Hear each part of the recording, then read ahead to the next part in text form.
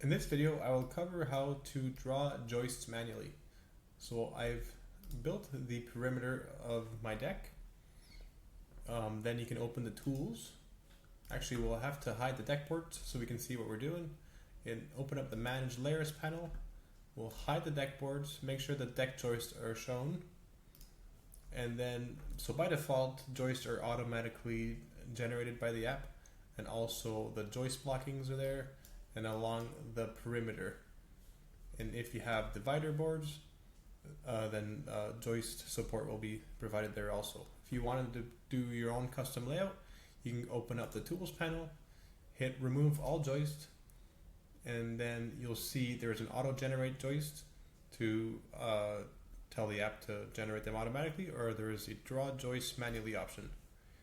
When you select the draw joist manually, it's going to show these recommended start locations of where we recommend the joist starts.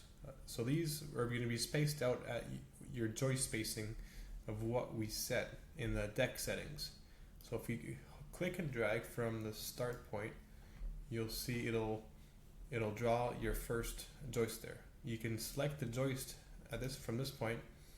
You can select this individual joist. It's going to show you the spacing from the deck edge to the first joist center. So if you wanted to set this to example a 1 foot, you can do that, and then it should update the recommendation circles. So you go tools, draw joist manually, and here it's going to recommend to go at the joist spacing from our last joist. So you can keep going throughout the layout. And then if you wanted to add your end blocking, you can simply select the end circle there and add your blocking throughout the ends. Same with this side. You can add the blocking at the end.